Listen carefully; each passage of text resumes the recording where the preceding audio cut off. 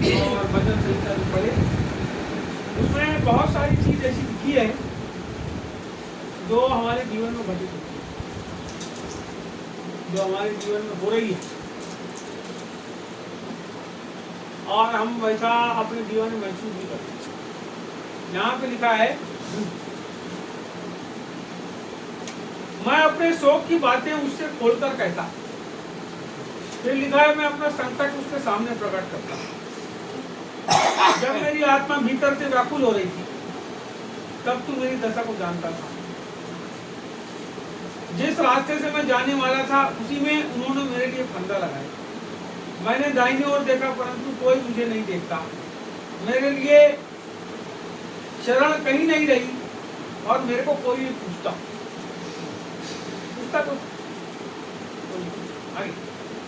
हे यहोवा, मैंने तेरी दुआई दी है, तूने कहा तू मेरा शरण स्थान है। बोलता मेरी चिल्लाहट को ध्यान देकर सुन, क्योंकि मेरी बड़ी दुर्दशा हो गई। क्या हो दुर्दशा।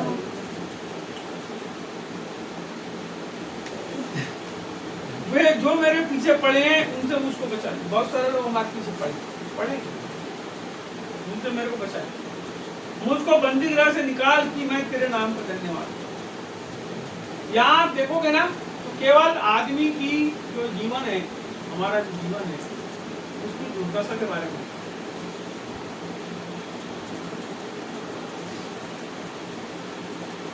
समझ में आई बात? काय के बारे में लिखा?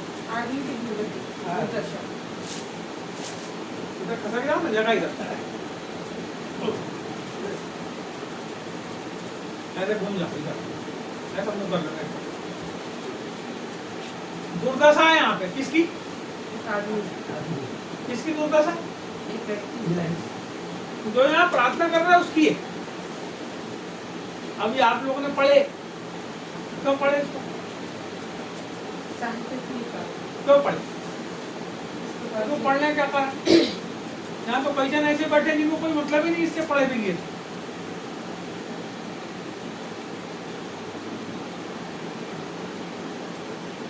इसको पढ़े भी लिए और जो आदमी पढ़ता था उसको भी समझ नहीं आ रहा था कि मैं क्या पढ़ रहा हूँ।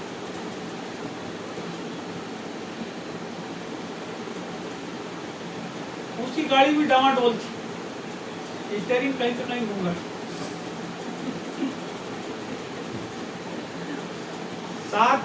सात पद है उसमें 142 में। और सातों पद जो है ये दुर्दशा के बारे में, बहुत संकट के बारे में। हमारे जीवन संकट से गुजरा है। बहुत सारे पैसे कई जन के पास बहुत सी जमीन जायदाद है, उसके बाद भी कैसे हो? कई जन के पास कुछ नहीं, इतने पैसे की शाम तक चलेंगे फिर दूसरे दिन का नहीं बनता, वो भी दुखी। कई जन का धंधा भी बंद हो गया, काम भी बंद हो गया, तो भी उनको कोई टेंशन नहीं है, काम भी बंद हो गया। वैसे लोग ज्यादा अच्छे बोले तो हम लोग की स्थिति परमेश्वर के सामने गिर पड़ता है। हम क्या करते हैं, प्रभु को अपना कोई बात नहीं बताते। हम केवल संसार में अपनी जिंदगी को जीना चाहते हैं। हम केवल भोग विलास में कहीं भी जाएं तो हमको लोग जाने, हमको पहचाने, हमको कुर्सी उठा लें, हमारा मान करे, सम्मान करे। बस इसी में उनकी जिंदगी घूमते रहती है। जबकि वास्तविकता क्या है? वास्तविकता ये है कि हम कहीं भी चले जाएं, कोई हमको फूल माला बना दे, कोई हमको ऊंची कुर्सी उठा दे, कोई हमको माइक पकड़ा के संदेश देने के लिए बोल दे, और यदि प्रभु हमको ना पहचाने तो ये सब का क्या हुआ? कोई काम का। और ऐसी दशा में अन्य जातियों में और हमारे में क्या तुलना? वो भी वैसी जा, हम भी वैसी। वो भी विचार करते, हम भी विचार करते। वो भी गलत काम करते, हम भी गलत काम करते। वो भी दारू पीते हैं, हम भी दारू पीते। वो भी गुटखा खाते हैं, हम भी गुटखा खाते। वो बीड़ी पीते हैं, हम भी बीड़ी पीते।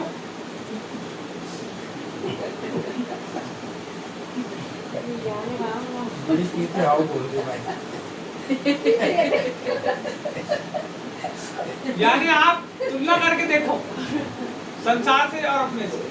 हम प्रभु में आ गए, हमारे में क्या फर्क, हमारे में क्या प्रभु फर्क? में क्या फर्क? हम अभी भी दुर्दशा में, यदि हम प्रभु में आ गए और अभी भी हमारी दुर्दशा है, तो इसका मतलब कहीं ना कहीं हम गलत कर रहे कर रहे हैं, कर रहे हैं बोलते। इसका मतलब सुधारने की जरूरत। हैं। 40 साल से यीशु मसीह को मानते हैं, 35 साल से मानते हैं यीशु मसीह को, और अभी भी बोलते हैं हम दुर्दशा में पड़े। अभी भी कोई को फोन करना पड़ता है लोगों को बुलाने के लिए कि प्रार्थना में आओ। महीनों से बालाघाट पर रहने के बाद भी लोग प्रार्थना में नहीं आते। अब आप सोचो उनकी हालत, उनकी आत्मिक हालत सोचो, आत्मिक हालत सोचो। आप खुद ही अपने मुंह से बोलते हैं हमें से। कोई दूसरे आदमी को नहीं बोल रहे हैं, सब बात खुद ही बताते हैं कि हम ऐसे। उसका मतलब क्या हुआ? उसका मतलब ये है कि अभी भी हमारी दशा कैसी है? दुर्दशा में, यानी बुरी दशा में। सुधार की जरूरत है कि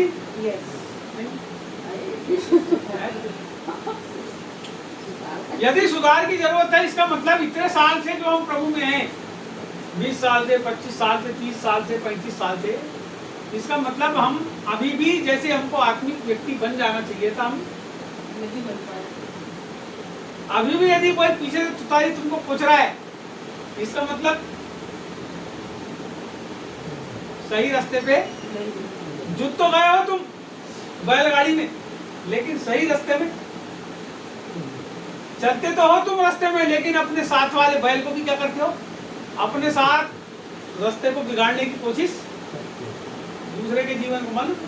एक बैल जैसे इधर इधर घिसता है, दूसरा वाले को बेचारे को बंधा रखता है, तो उधर दूसरा पड़ता। दुर्दशा है वो।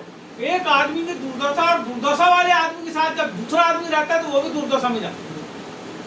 और जब ये दो जन के साथ दूसरे आदमी आते हैं तो वो भी दुर्दशा में जाते हैं। उसका कारण क्या है कि जैसी संगति रहेगी वैसा ऐसे ही। कोई नहीं भी मानेगा तो भी ऐसी चीज।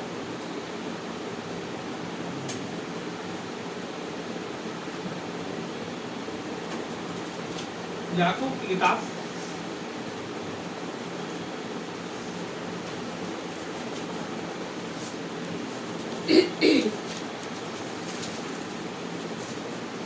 और उसका पहला अध्याय और 25, 26 और 27। याकूब की किताब पहला अध्याय 25, 26 और 27। 318।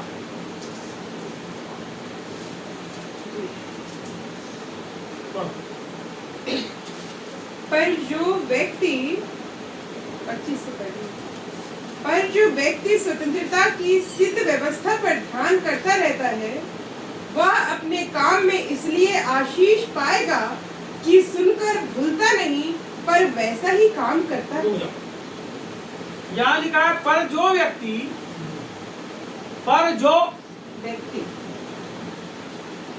स्वतंत्रता की सिद्ध व्यवस्था पर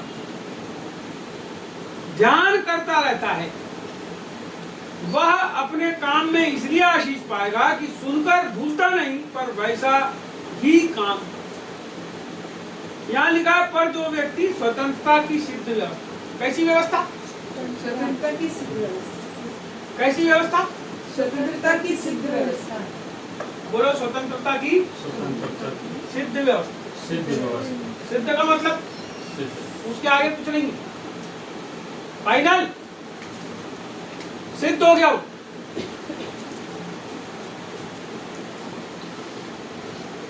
ये दरवाजे को ही हम बंद करेंगे अभी और इसका कुंडा नहीं लग रहा है, इसका मतलब दरवाजा सिद्ध है। वो दरवाजे के कुंडे को सुधारेंगे तब जाके सिद्ध होगा, दरवाजा लगना चाहिए। और तुमने कब्जा लगा दिया, उधर से कोई आदमी आएगा, लात मारा, दरवाजा टूट गया, इसका मतलब अभी सिद्ध नहीं। दरवाजा ऐसा मजबूत होना कि ताला टूट जाए मगर दरवाजा नहीं टूटना चाहिए, उसको दरवाजा कहें। ताला, दरवाजा नहीं टूटना चाहिए। दरवाजा को कितना ही कोई हथौड़ा मारे, दरवाजा नहीं टूटना चाहिए। समझ रहे बात मेरी? यहां लिखा है स्वतंत्रता की सिद्ध व्यवस्था। बोलो स्वतंत्रता की सिद्ध व्यवस्था। क्या होता है स्वतंत्रता की सिद्ध व्यवस्था?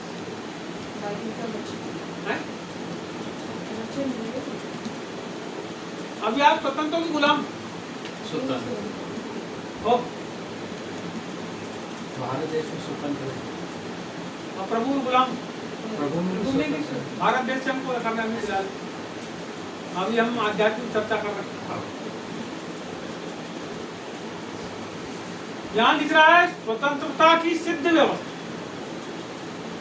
ऐसी व्यवस्था जिसके द्वारा आप पूर्ण रूप से स्वतंत्र हो जाते हो। प्रभु की मसीह ऐसी व्यवस्था, व्यवस्था का मतलब जीवन जीने का तरीका। प्रभु यीशु मसीह अलग। अभी हम जीवन जीने के तरीके की बात कर रहे हैं तो प्रभु ने दिया है स्वतंत्रता की सिद्ध व्यवस्था। इसको समझना है हमको। ऐसी व्यवस्था जिसका पालन करने से भी आप गुलाम की जैसी जिंदगी नहीं जी सकते, नहीं जी। आप स्वतंत्र ही रहते।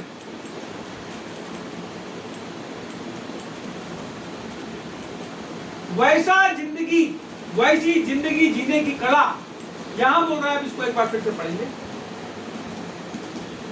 सिद्ध व्यवस्था पर ध्यान करता रहता है। क्या करता रहता है? ध्यान करता रहता है। हम तो कोई काम पे ध्यान ही नहीं करते। करते हैं कोई काम पे ध्यान? मामा काय पे ध्यान करते? खाने पीने ध्यान देते हैं, तो ध्यान उतर जाता है। इसका मतलब ध्यान नहीं देते। जब ध्यान का मतलब ही है जो उछटता नहीं, उसी को ध्यान कहते हैं।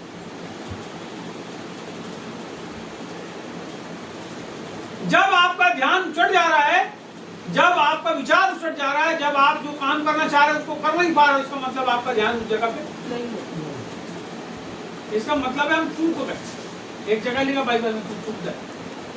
चूकने का मतलब निशाना चूक गया। हमने मारे थे गोली चिड़िया के ऊपर, बाजू में लग गए पत्ते के ऊपर, चूक गए। आप जो जिंदगी को जी रहे हैं उस जिंदगी के बारे में बात कर रहा है। उस जिंदगी के बारे में बात कर रहा है। हमारी जिंदगी जीने की कैसी व्यवस्था? स्वतंत्र व्यवस्था।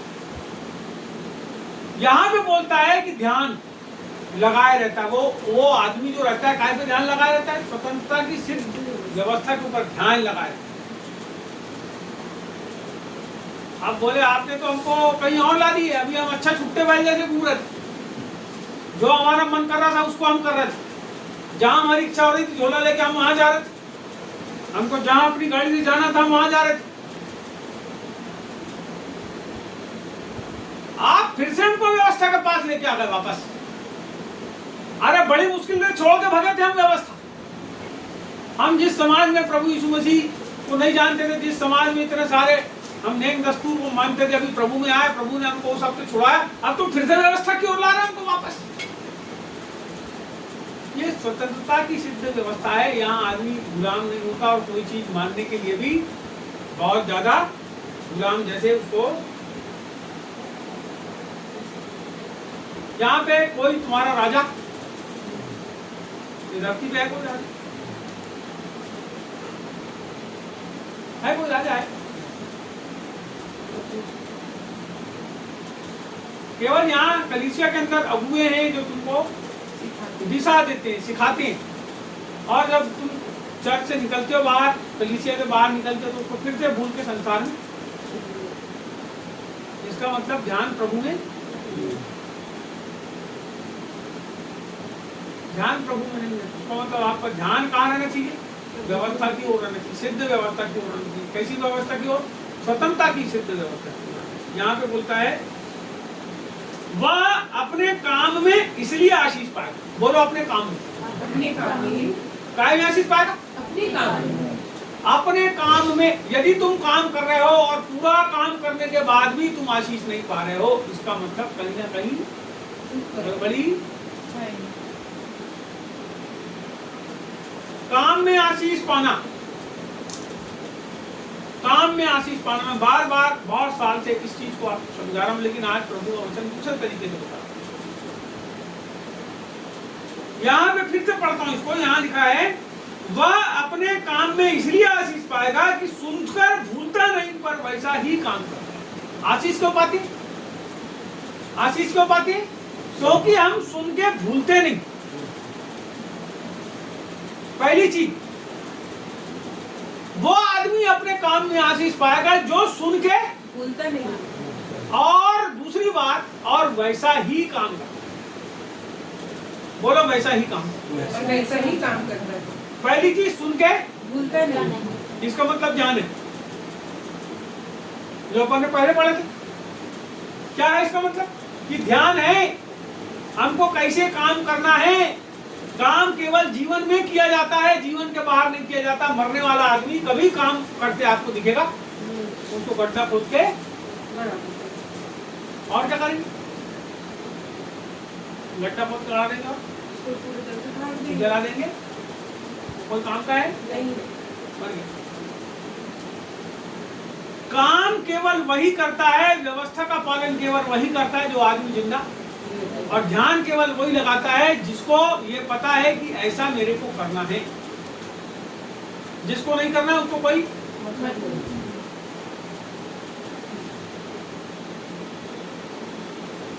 आप जूते हो। मैं आपको बताता हूँ, एक घटना बताता हूँ मैं अपने घर की घटना।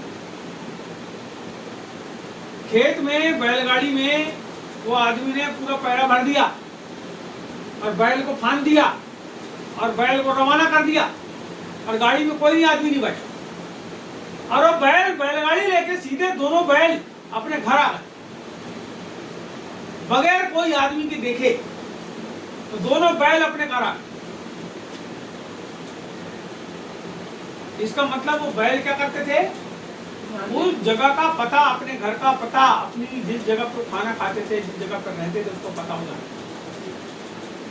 जब उसके मालिक ने पूरा बांध दिया और उसको हकाल दिया बैलगाड़ी को, और वो वही रह गया, और वो बैलगाड़ी खुद ही घर तक पहुंच गई।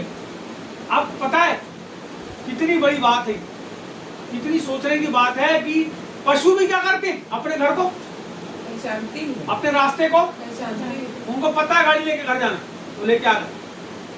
लेकिन कुछ बैल ऐसे भी होते हैं जो चलती गाड़ी में उनको ले जाना बहुत मुश्किल रहता है। कासरे को जम के झीक के रखना पड़ता है।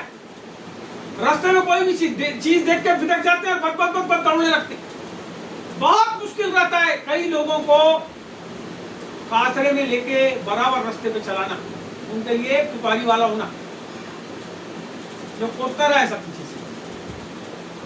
तो ये जो तुतारी वाले, जितने भी तुतारी वाले बैल रहते हैं, वो कभी अपनी मंजिल पे नहीं। उनको पता है उनकी छाती के ऊपर एक आदमी को चढ़ा के रखना पड़ता है। बैलगाड़ी पे चला रहता है तुतारी लेके और कासरा पकड़ा। लेकिन कुछ बैल ऐसे भी रहते हैं जिनको क्या करना पड़ता है? लाद दो खुद ही चले जाते। अभी मैं देख रहा था एक दिन टीवी में एक कुत्ता, उसके मालिक ने एक झोले को उसकी गर्दन में बांधा, उसको पैसा रख दिया, चिट्ठी। वो कुत्ता गया किराना दुकान में और वो जाके वहां पे दोनों पैर में खड़ा हो गया। दुकान वाले ने उसकी गले में से वो झोले को निकाल के देखा कि उसके अंदर क्या है। चिट्ठी थी। उसने उसके अंदर वो सामान को डाला, पैसा निकाला, बचा पैसा डाला और कुत्ते गले में फिर डाल दिया। कुत्ता घर लेके वापिस आ गया। जानवर इतने समझदार हो गए हैं, लेकिन आज की तारीख में आदमी कैसा हो गया? ढीठ और हेकड़।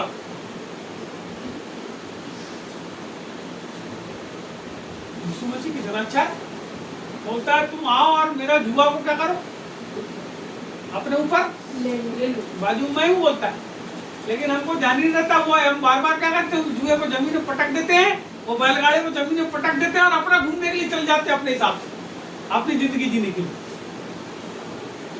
और क्या होता है? अभी भजन संहिता पढ़े आप, क्या होता है कि वहां पे हताशा आ जाती है, वहां निराशा आ जाती है, वहां कोई पूछता नहीं, वहां कोई परखता नहीं, वहां कोई पानी नहीं पूछता। जब हम जाते हैं परेशान जाते हैं चारों तरफ, कोई हमको गले में फूल माला नहीं डालता, कोई हमको माइक नहीं देता, कोई हमसे बोलता नहीं, आइए जी बैठिए। तब हम हताश और निराश होकर क्या करते हैं, उसके आखिरी पद में आना। भजन संहिता 100 के आखिरी पद में जब आओगे साथ में, तो वो बोलता है कि प्रभु अब मैं तेरे पास आता हूँ, प्रभु अब तू ही मेरी सुधि ले, अबे प्रभु तू ही मेरा उपाय कर। तो पहले भक्ता क्यों है बार बार प्रभु को छोड़?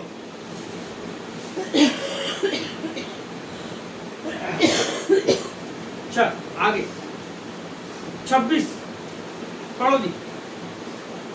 यदि कोई अपने आप को भक्त समझे और अपनी जीभ पर लगाम ना दे, पर अपने हृदय को धोखा दे, तो उसकी भक्ति व्यर्थ है। पहले तो बोलता है कि जैसा काम आशीष कब पाएगा, जब सुनेगा और वैसे ही काम करेगा। अब नीचे बोलता है, अब भक्ति के ऊपर आ गया। आप अपने आप को भक्त समझते हो प्रभु? नहीं समझते। आप अपने आप को भक्त समझते हो प्रभु? नहीं समझते। जब ये अच्छा आदमी कम से कम अपने मुंह से बोल के सच्चाई तो बता दिया, नहीं समझता तू समझते हो प्रभु को भक्त? तुम समझते? तो जितने लोग अपने आप को भक्त समझते हैं उनके लिए यहाँ पे वचन में लिखा है, यदि कोई अपने आप को भक्त समझे, क्या समझे? अरे कोई पास्टर समझे, पादरी समझे, बिशप समझे और कुछ समझे, यदि कोई अपने आप को भक्त समझे, ये सब फालतू है, सब बाकी के शब्द। लेकिन यहाँ मुख्य चीज क्या है? भक्ति, प्रभु की भक्ति, परमेश्वर की भक्ति। यहाँ बोलता है यदि कोई अपने आप को भक्त समझे और अपनी जीभ पर लगाम ना दे, तो अपने हृदय को धोखा अपने हृदय को धोखा दे, तो उसकी भक्ति क्या होता है? जीभ को लगाम दे क्या होता है? जीभ को लगाम दे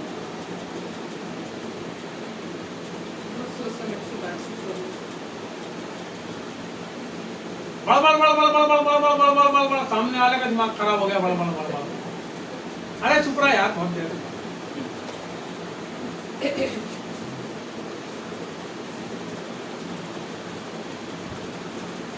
जीभ पे लगाम दे।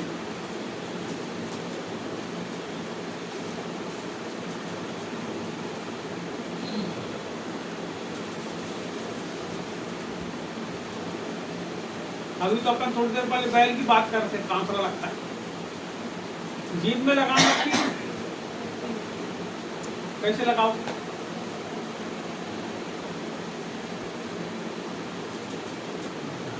कैसे लगाया भैया जीभ में? उसने देखा अपने तालू की पल ले ली।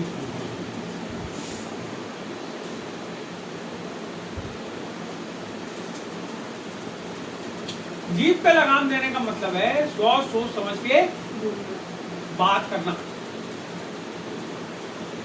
एक कई बार कई लोग आते हैं तो मैं मेरी पत्नी हम दोनों खुल जाते हैं उनके सामने, सब बात को बताते जाते हैं। सामने वाला चुपचाप रहता है, बिल्कुल चुपचाप रहता है, खुलता ही नहीं। पूरी बात को हमारी सुन लेता है, फिर चले जाते हैं। और फिर हम जो बोलते हैं उसका लाभ उठा लेता है, हम चुपचाप ही रहते। यहाँ प्रार्थना में लोग आते हैं, नए लोगों को बुला लिए, दूसरे पास्टर के यहाँ के लोगों को बुला लिए। अब वो आके हम खुल जाते हैं, अपने दिल को खोल देते हैं, अपने लोगों के बारे में बता देते हैं, सुन लिए, चुपचाप रहते हैं। जीभ पे लगाम लगा के रखते, चुप, अपने राजों को चुपचाप गुप्त रखते। हमारे पूरे लोगों को बिगाड़ के चले गए, हमारे लोग प्रार्थना में नहीं आ रहे, हम दुखी हो रहे हैं, अपने घर में बैठ कर रो रहे हैं तो प्रभु क्यों नहीं आ रहे। हम अपने मुंह को खोल के लोगों के सामने क्या करते हैं? अपनी साफ खुले मन से, जबकि बाइबल कहती है मूर्ख है वो लोग। नीति वचन को पढ़ोगे, मूर्ख अपने मन की सब बातों को खोल के क्या करता है? तो बोलने वाले कैसे रहते? भाई हम सोचते हैं प्रभु के लोग हैं, हम अपनी बातों को बता रहे हैं तो बहुत अच्छी बात कर रहे हैं, लेकिन जो बुद्धिमान और चालाक है, चालाक, बुद्धिमान भी नहीं बोलते उनको कहते हैं चालाक लोग। चालाक लोग क्या करते हैं? किसी ने बोला है जब तक दुनिया में मूर्ख हैं तब तक चालाक लोग भूखे नहीं मरेंगे। क्योंकि वो क्या करेंगे, उनके सीधे मन वालों की बातों को लेकर के अपना पेट। तो हम लोग कई बार अपने मुंह से अपनी सब बातों को बताते हैं, कितने अच्छे हो आप लोग, एक भी बात अपनी कभी नहीं बताते, सब दबा के रखते। हमारी बात सुनते हो, सब दबा के रखते पूरी चीज। जब बहुत परेशान और दुखी होते तब आते हो प्रार्थना कराना, जब हम प्रार्थना कर देते हैं तुम्हारी समस्या भी दूर हो जाती, फिर भाग जाते हो वापिस संसार। कितने चतुर चालाक लोग बता। और एक बात याद रखना, तो बात को समझना कि भक्ति जो है वो कैसी होना चाहिए, प्रभु को भाने वाली। भक्ति सीधे मन की होना चाहिए। चतुर चालाक बाइबल में कहता है पौलुस कि मैंने चतुराई की बातों को क्या किया, छोड़ दिया। अब मैं सांप के समान चाल नहीं चलता। सांप कैसा रहता है, चतुराई की चाल चलता है, चतुराई की चाल चलता है, आड़ी तिरछी।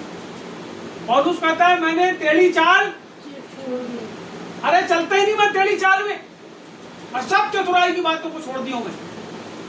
अभी भी क्या है हमारे पास, चतुराई है, चालाकी है। इसके लिए हम प्रभु से कैसे,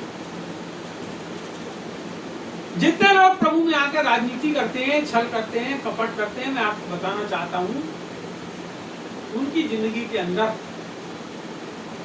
काम नहीं है परमेश्वर के अनुसार, इसीलिए आशीष नहीं। बात जरूर चिकनी करेंगे और थोड़ी करेंगे, लेकिन उनकी बातों में जो चालाकी है, उनकी बातों में जो छल है, उसके कारण वो आशीष नहीं। आशीष वो पाता है जो स्वतंत्रता की व्यवस्था के ऊपर ध्यान और उसको सुनता है और उसके अनुसार जिंदगी जीता है। और जब वो जीता है तो अपने आप को भक्त समझता है। मेरी बात को आप समझ लें, जब वो वैसी जिंदगी जीने लगता है,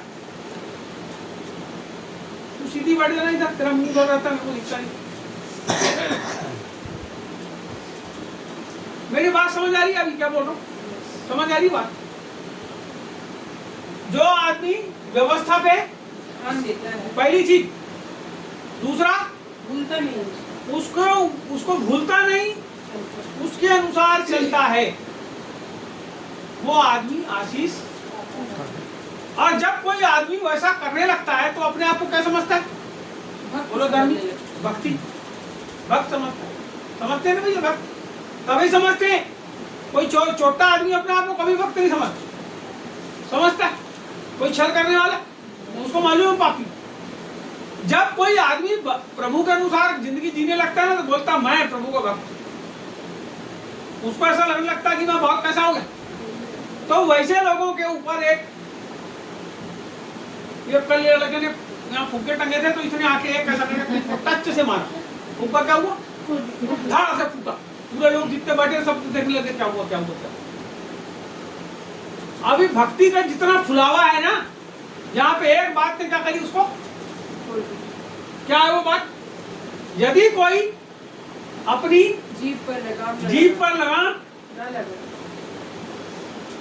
ना दे पर अपने हृदय को धोखा दे, तो उसकी भक्ति व्यर्थ है। जीभ पर लगाम जरूरी है।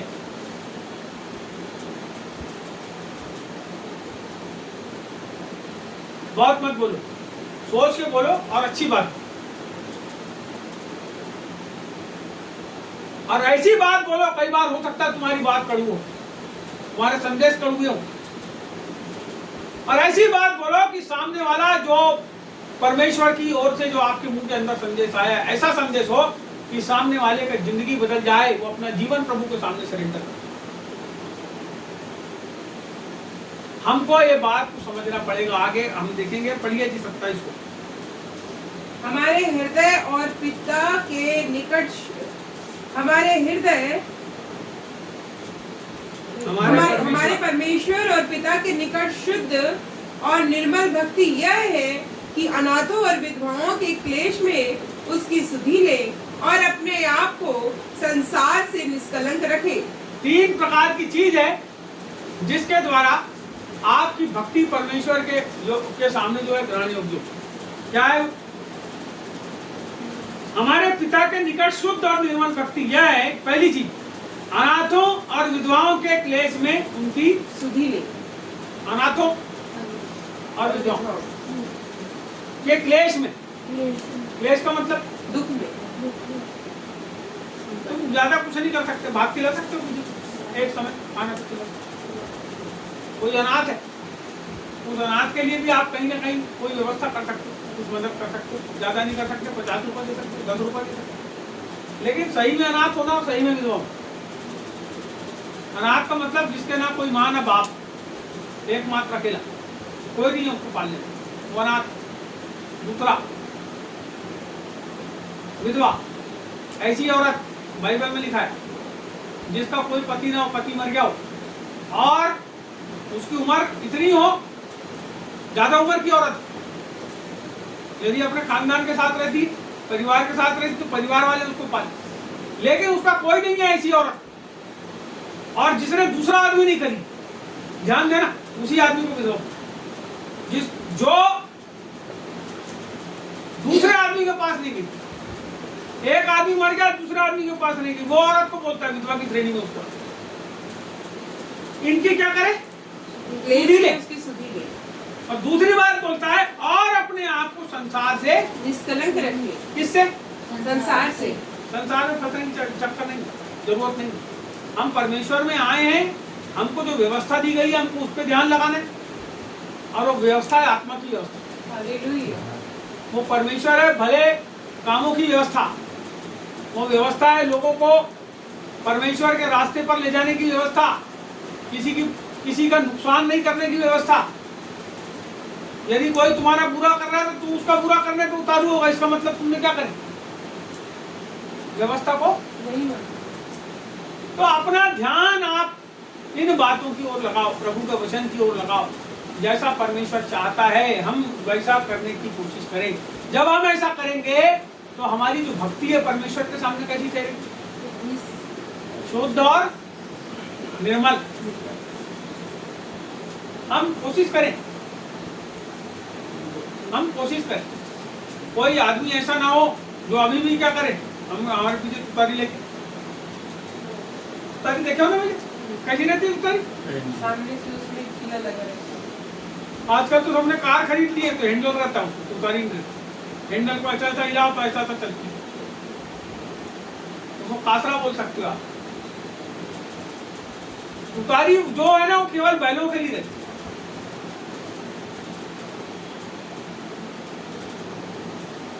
बड़े बड़े बूढ़ा गाड़ी होती है उसमें भी लगा रहता है तुतारी। आप उधर जाओगे हिमाचल में, वहाँ याक की गाड़ी होती है, हर देश में अलग अलग गाड़ी होती है। गधा गाड़ी भी होती है, गधा लगा देते हैं, एक सांड लगाते हैं, खच्चर भी लगा देते हैं। दिल्ली तरफ जाओगे तो खच्चर होते हैं।